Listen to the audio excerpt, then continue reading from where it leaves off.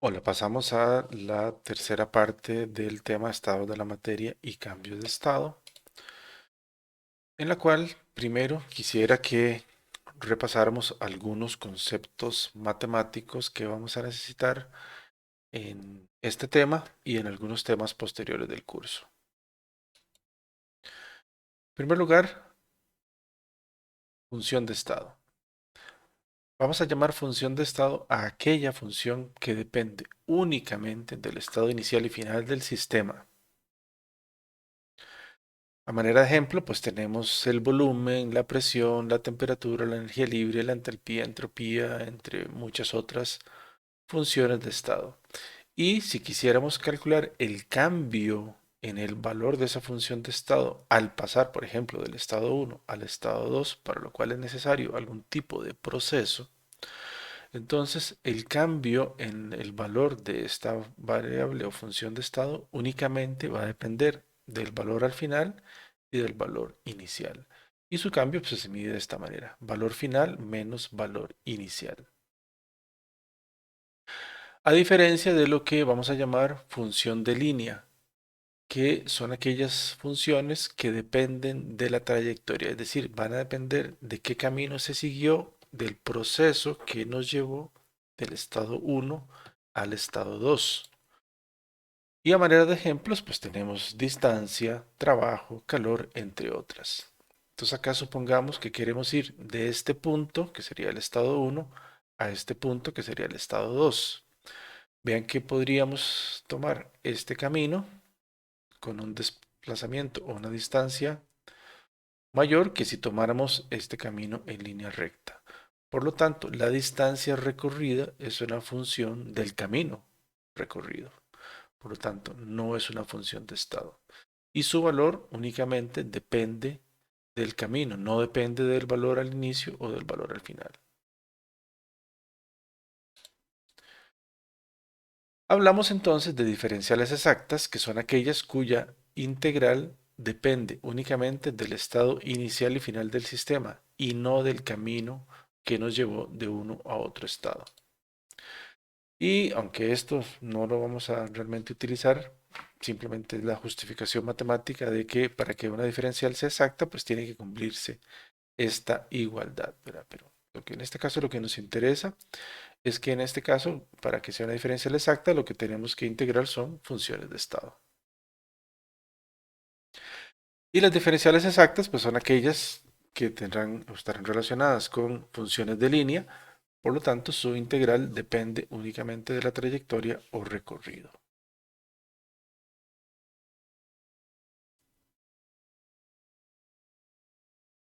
Vamos a plantear ahora entonces la obtención, digámoslo así, de lo que vamos a llamar la ecuación de estado del gas ideal.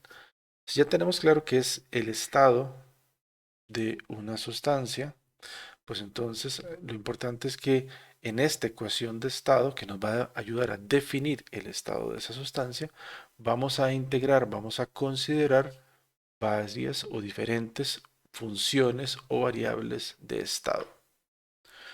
Entonces, para el gas ideal, vamos a hacer lo siguiente. Vamos a indicar que el volumen molar, entendiendo el volumen molar como el volumen que ocupan n moles de ese gas, ¿verdad? Entonces el volumen molar es una unidad de volumen, por ejemplo, litros por mol, es una función de la presión y la temperatura a la que se encuentra dicho gas.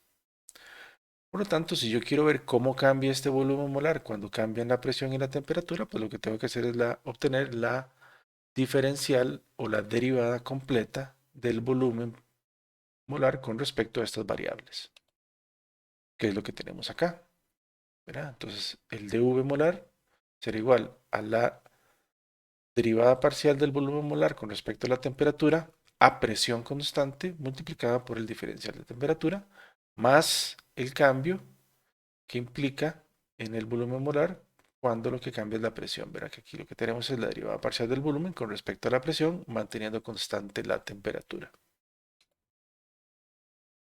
Si en esta expresión de acá multiplicamos por el inverso del volumen molar, pues obtenemos esto que está acá. Simplemente hacemos eso. Y ahora vamos a indicar lo siguiente. Vamos a llamar a este producto el inverso del volumen molar por la derivada parcial del volumen con respecto a la temperatura a P constante, lo vamos a llamar alfa, entendiendo alfa como un coeficiente de dilatación isobárica.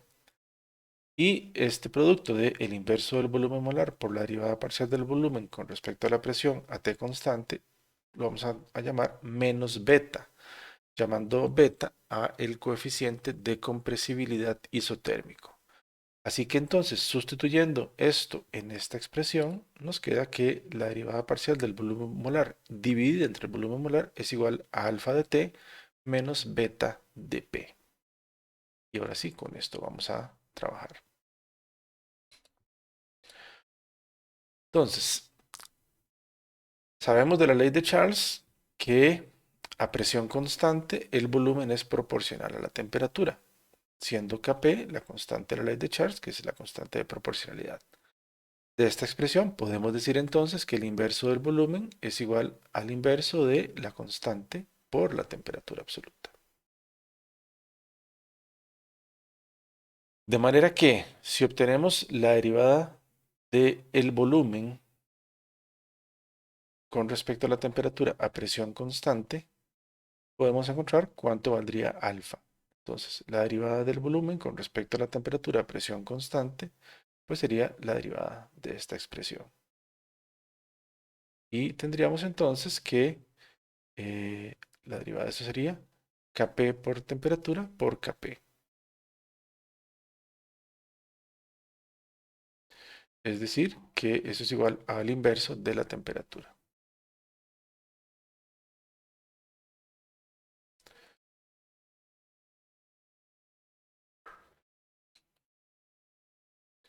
Por otra parte, sabemos que a temperatura constante, la ley de Boyle nos dice que presión por volumen es igual a la constante de proporcionalidad, a una constante, perdón, de la ley de Boyle. Y si de esta expresión despejamos el volumen, tendríamos que el volumen es igual a la constante entre la presión y adicionalmente que el inverso del volumen es igual a la presión entre la constante. Si ahora sacamos la derivada de esta expresión, podemos encontrar el valor de beta. La derivada de esta expresión sería menos P, perdón, 1 entre V sería menos P entre KT. Y la derivada de esta sería menos KT entre P al cuadrado. Simplificando, entonces encontramos que beta es igual a 1 entre P. Y ya podemos sustituir en esta expresión. Ya hemos encontrado que era igual alfa y que era igual beta. Entonces tendríamos que dV entre V molar es igual a dt entre T menos dP entre P. Resolviendo esta ecuación diferencial y si llamamos logaritmo natural de R a la constante de integración, tendríamos que el logaritmo natural del volumen molar es igual al logaritmo natural de la temperatura menos el logaritmo natural de la presión más la constante de integración, que repito la llamamos logaritmo natural de R. Por propiedades de logaritmos, todo lo que está a la derecha de la igualdad lo podemos agrupar en un solo logaritmo, ¿verdad? Logaritmo natural del producto de las sumas de logaritmos y dividido entre la resta. Y si el logaritmo de v es igual al logaritmo de esto, pues entonces v molar tiene que ser igual a RT entre P. Y de acá podemos decir que P por V molar es igual a RT o sustituyendo, sabiendo que V molar es V entre N, P por V es igual a NRT, que digamos es la forma más usual en la que nos vamos a encontrar la ecuación de estado del gas ideal, que como vemos nos relaciona cuatro funciones de estado: presión, volumen, cantidad de sustancia y temperatura, y habiendo una constante que es la constante de los gases. Precisamente esta constante de los gases puede tomar diferentes valores dependiendo de las unidades que utilicemos. Entonces, en el sistema internacional tendríamos 8,314 julios, mol a la menos 1, Kelvin a la menos 1. En el sistema centímetro gramo segundo, pues la correspondiente valor sería 8,314 por 10 a la 7 ergios, mol a la menos 1, Kelvin a la menos 1. Y tenemos estos dos que nos van a ser muy útiles, eh, donde lo que cambia es la unidad de energía empleada. Esta sería atmósfera por litro, 0.08205, y cuando se usa calorías, 1,987. Estos valores de R, pues lo más recomendable es sí memorizarlos, aprenderlos, porque van a ser utilizados muy frecuentemente. Otra ley que nos interesa repasar en este caso es la llamada ley de Dalton de las presiones parciales. Fue formulada en 1801 por John Dalton. Y en este caso la diferencia es que ya no consideramos un solo gas, sino que estamos hablando de mezclas de gases. Teniendo presente que independientemente de cuáles sean los gases, cuando los introducimos en un recipiente se van a mezclar rápidamente y de manera instantánea. Entonces, lo que Dalton encontró es que a temperatura constante, la presión que ejerce una mezcla gaseosa en un volumen definido va a ser igual a la suma de las presiones individuales que cada gas ejercería si ese gas estuviese él solito ocupando ese volumen total que es el que ocupa la mezcla. Matemáticamente, pues lo que dice la ley de Dalton es que la presión total va a ser igual a la suma de la presión que ejercería el gas 1 más la que ejercería el gas 2 más la que ejercería el gas 3 más la que ejercería el enésimo gas, si cada uno de ellos estuviera solito en el recipiente que contiene la mezcla.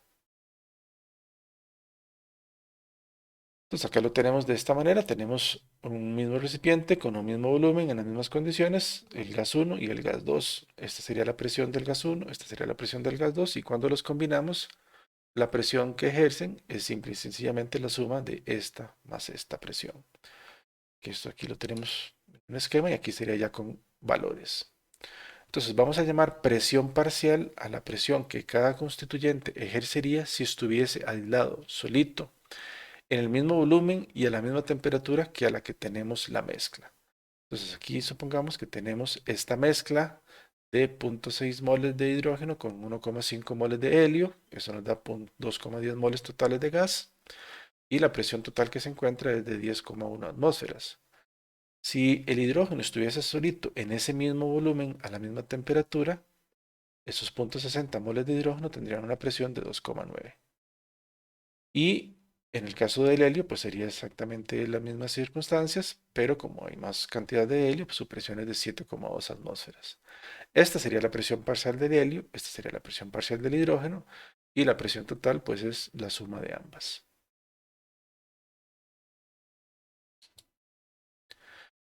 Partiendo entonces de esta premisa de la ley de Dalton de las presiones parciales y utilizando la ecuación de estado del gas ideal, pues entonces podemos expresar de esta manera las presiones parciales de dos gases de una mezcla hipotética entre el gas 1 y el gas 2. Entonces, esta de acá sería la expresión de la presión parcial para el gas 1 y esta de acá sería la expresión de la presión parcial para el gas 2, repito, utilizando la ecuación de estado del gas ideal. Como la temperatura y el volumen son los mismos para ambos gases, no les indicamos ningún subíndice ni les ponemos valor, simplemente son los mismos. Aplicando la ley de Dalton, pues tenemos que la presión total es la suma de ambas presiones parciales, por lo tanto la presión total será la suma de esto más esto. En este término hay un factor común que es RT entre V, así que nos quedará que la presión total es la suma de las cantidades de sustancia de ambos gases por RT entre V. Y a continuación lo que vamos a sacar es un cociente entre la presión parcial, vamos a hacerlo solo para el gas 1, del gas 1 con respecto a la presión total. Entonces sería esto entre esto. Como podemos ver acá, RT entre V, podemos simplificarlo y nos quedaría que presión 1 entre presión total sería N1 entre N1 más N2, o que presión 1 sería N1 entre N1 más N2 por la presión total.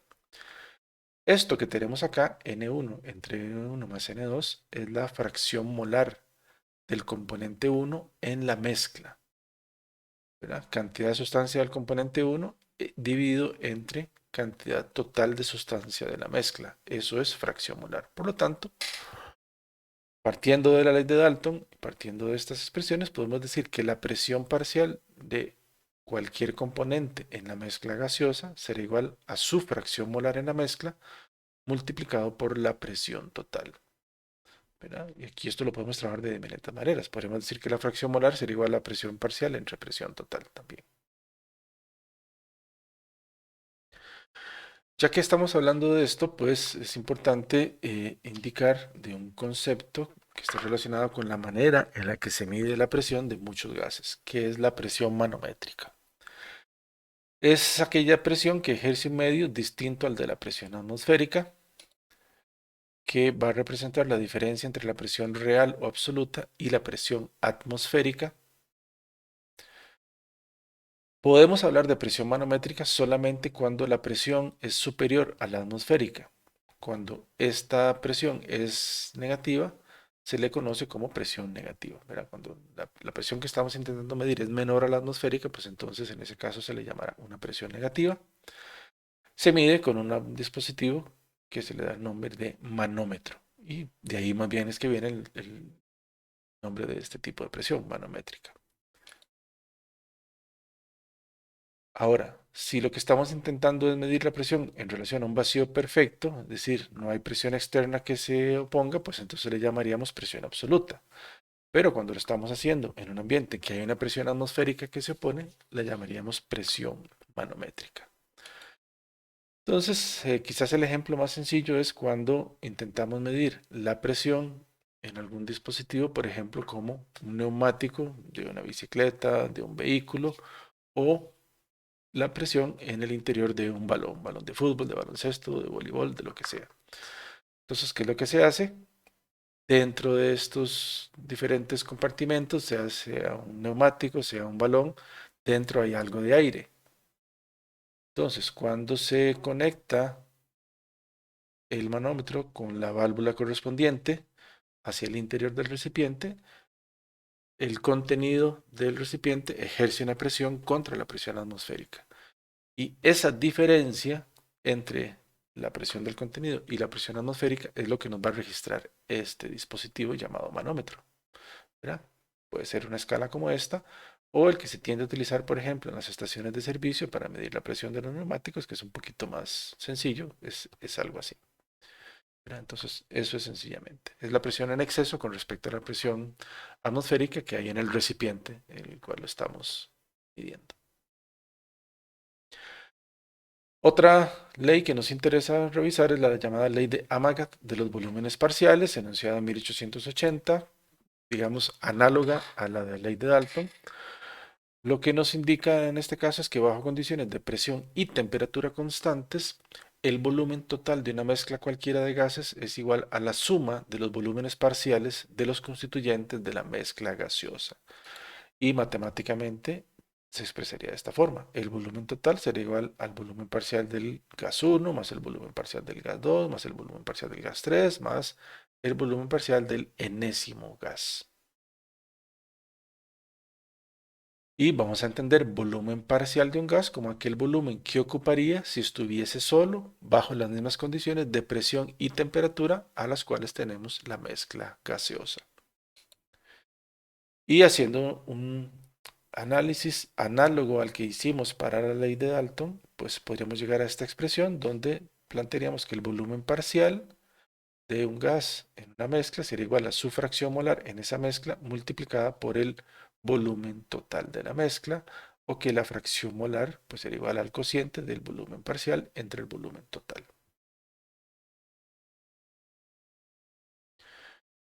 Siguiente ley que nos interesa comentar es la llamada ley de difusión de Graham.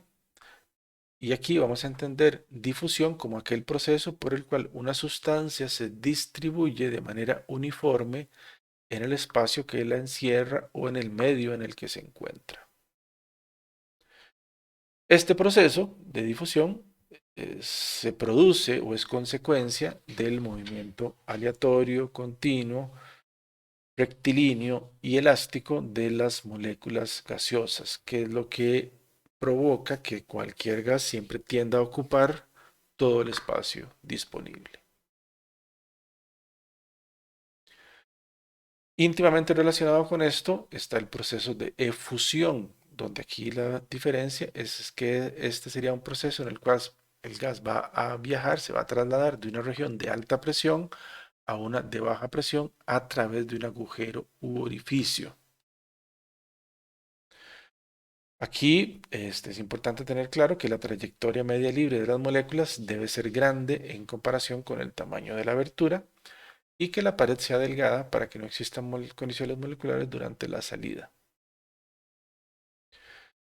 Y entonces tenemos un gas dentro de un recipiente, donde el gas va a ocupar todo el espacio disponible en el recipiente, pero en el momento que haya una abertura, el gas va a efundir por ella hacia todo el espacio libre que se encuentre posteriormente. Y esto es lo que explica, ¿verdad? Por ejemplo, eh, el aroma o el olor que podemos percibir de sustancias volátiles cuando se destapa o se eh, libera un orificio en el recipiente que las contiene. Es una manera práctica de verificar que se está dando el proceso de efusión y posteriormente de difusión. Bueno, esta ley fue enunciada por Thomas Graham en 1829 y matemáticamente, pues lo que nos viene a decir es que en condiciones de presión y temperatura constantes, las velocidades de difusión de diferentes gases van a variar de manera inversamente proporcional con la raíz cuadrada de sus masas molares o de las densidades. Entonces, la velocidad de difusión del gas 1 es inversamente proporcional a la raíz cuadrada de su masa molar o de su densidad. Y podemos hacer una relación entre dos gases, ¿verdad? Teniendo uno como referencia. También aquí se puede trabajar. Si no conocemos exactamente la velocidad, pero podemos medir el tiempo de difusión, recordando que la relación entre velocidad y tiempo es inversamente proporcional. Entonces la velocidad 1 será inversamente proporcional al tiempo 1, ¿verdad? A mayor velocidad, menor tiempo. Entonces podemos plantear también la misma relación, pero trabajando con los tiempos.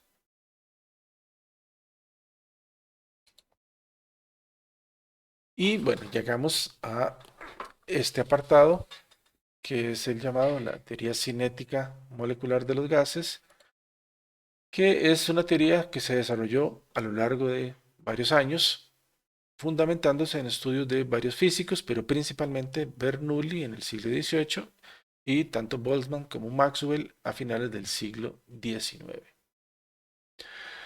Es una teoría que se basa en varios supuestos, algunos ya los hemos mencionado para plantear el modelo del gas ideal.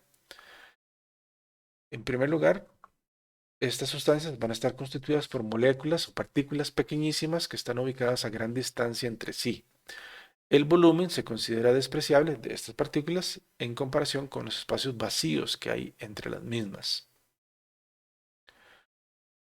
Las moléculas o partículas de un gas son totalmente independientes unas de otras, de modo que no existe atracción intermolecular alguna.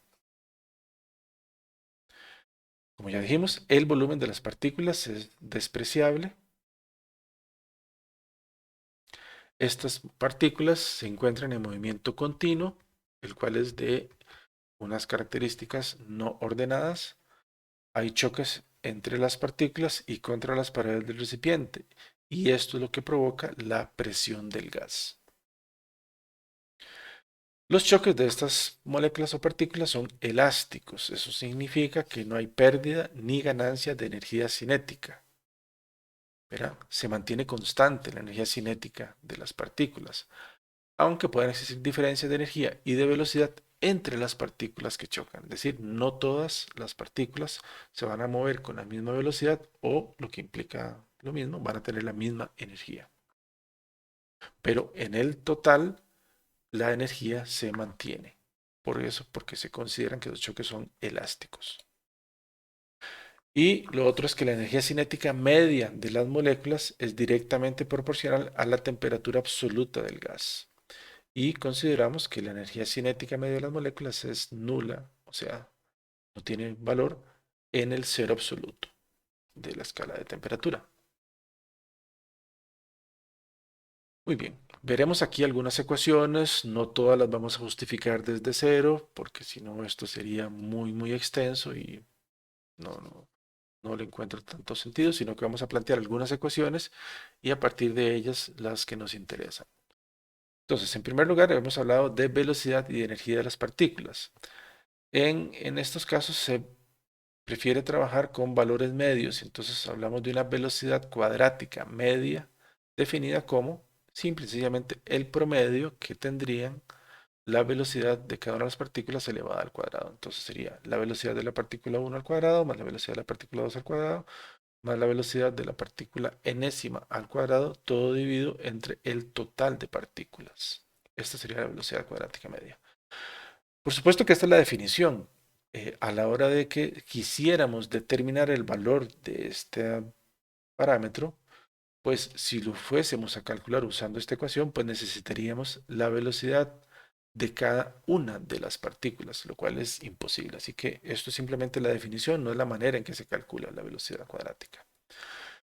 Y la otra ecuación de la cual vamos a partir, ¿verdad? No es la ecuación inicial, pero de la que vamos a partir es que la presión la vamos a definir como el total de partículas, n, por la masa de cada partícula, por la velocidad cuadrática media, dividido entre 3 veces el volumen. Este es el valor de presión para n partículas de gas en un volumen V a una temperatura determinada. Esa expresión anterior, si la multiplicamos por 2 entre 2 y recordamos que la energía cinética, o sea, la energía de traslación de la molécula es la masa por la velocidad al cuadrado entre 2, entonces tendríamos esto. A la ecuación anterior la multiplicamos por 2 entre 2 y separamos los términos. Tendríamos 2 por n entre 3v por un medio de la masa de la partícula por la velocidad cuadrática media. Entonces podemos decir que esto que está entre paréntesis es la energía media, cinética media. Por lo tanto, la presión del gas sería 2 veces n entre 3 veces el volumen por la energía cinética media. Que podemos decir, esta es la presión que ejercen n moléculas del gas sobre una pared en un recipiente de volumen V.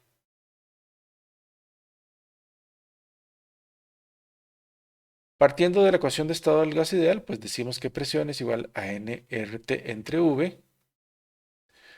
Y por definición, la cantidad de sustancia es igual a la cantidad de partículas entre la constante de Avogadro. Es la sustitución que estamos haciendo acá. Y si teníamos que la presión también era igual a esto, que lo habíamos encontrado en la diapositiva anterior, pues entonces esto tiene que ser igual a n partículas por RT entre la constante de Avogadro por el volumen. Trabajando esta expresión y despejando la energía cinética media, tendríamos que es igual a 3R por T dividido entre 2 veces la constante de Avogadro. O que esto es igual a 3 medios por la constante de Boltzmann por la temperatura, sabiendo que R es igual a la constante de Boltzmann por la constante de Avogadro. Y que esta constante de Boltzmann tiene un valor de, en el sistema internacional, 1,381 por 10 a la menos 23 julios Kelvin a la menos 1. Entonces, acá lo importante es que encontramos una expresión para la energía cinética media de las partículas de un gas y lo que podemos ver es que esta energía cinética es proporcional a la temperatura del gas. Porque vean que aquí las únicas variables en esta expresión son la energía cinética media y la temperatura. R es una constante y esta es la constante de Avogadro o la constante de Boltzmann, que sería R entre Na. Por lo tanto, esto es una proporcionalidad entre energía cinética y temperatura. Y de cierta manera nos da una definición de temperatura, ¿verdad? Entendiendo que la temperatura es proporcional a la energía cinética media de las partículas. Ahora, de esta ecuación tenemos esto, ¿verdad? La energía cinética media de una molécula es proporcional a la temperatura absoluta. Y si tenemos dos gases ideales que estén a la misma temperatura, deben tener la misma energía cinética promedio. La misma energía cinética promedio.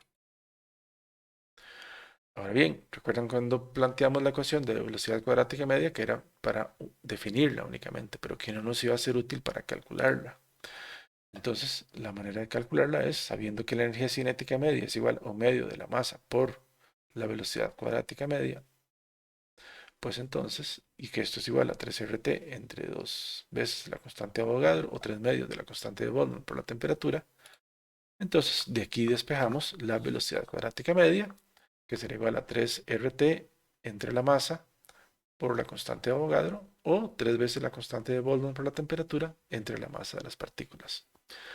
Que aquí hay que tener el cuidado de que si estamos trabajando con el sistema internacional, verás, si vamos a usar la constante de Boltzmann que vimos en las diapositivas anteriores, que es para el sistema internacional, esta masa tiene que estar en kilogramos. Y que si quisiéramos calcular la raíz cuadrada de esto, que es precisamente se llama la raíz de la velocidad cuadrática media, pues podríamos acá, haciendo uso de que la masa molar de cualquier sustancia es la masa de una partícula por la constante de Avogadro, entonces hacemos esta sustitución. Recordar que como esta masa está en kilogramos, esta masa molar estará en kilogramos mol, ¿verdad? Kilogramos mol a la menos 1. Ese es el cuidado que habría que tener en estas ecuaciones. Muy bien. Hablamos de la energía cinética media, ¿verdad? Y dijimos que esa era en promedio la energía cinética de las partículas a una temperatura determinada. Pero que como los choques son elásticos, algunas partículas podrían tener más energía y otras podrían tener menos. Entonces, todos estos físicos que mencionamos al principio, pues trabajaron en este tipo de situaciones y sobre todo Maxwell llegó a lo que se conoce como la distribución de las velocidades moleculares. ¿Qué era lo que les decía, verdad? Por conveniencia, porque nos resulta más sencillo, consideramos que todas las moléculas de un gas a una cierta temperatura se mueven con una velocidad cuadrática media constante o lo que es ah, eh, congruente con esto, que tienen una misma energía cinética media. Pero como les acabo de decir, esto no es así porque como consecuencia de las colisiones hay distribuciones tanto de la energía como de la velocidad. Y realmente lo que ocurre, pues entonces es algo así. Mira, acá tenemos una distribución de frecuencias del número de moléculas o partículas en función de la velocidad de cada una de ellas. Y veremos que, bueno, dependiendo de la temperatura, esta distribución adoptará diferentes formas, pero en cualquiera de esas temperaturas lo que se cumple es lo siguiente. Veámoslo acá a 100 Kelvin. La mayor cantidad de partículas tendrán una velocidad que está muy cercana a un valor que llamaremos el promedio. Pero lógicamente hay muchas partículas que tendrán una velocidad inferior y entre mayor sea la diferencia con respecto al promedio, pues menor cantidad de partículas encontraremos. Así como también habrá otras que tengan una velocidad mayor. Y nuevamente, entre mayor sea la diferencia con respecto al promedio, pues menor cantidad de partículas tendremos. ¿Ok? Entonces, lo que se supone es que las partículas a cada temperatura siguen una distribución normal de su velocidad. Y lo que sucede simple y sencillamente conforme va aumentando la temperatura es que la cantidad de partículas que se aglomeran alrededor del promedio va incrementándose. Y por eso la curva se va haciendo más chata, ¿verdad? Más aplanada con respecto a aumentar la temperatura. Pero bueno, esto es simplemente para mostrar gráficamente esto que acabamos de describir acá.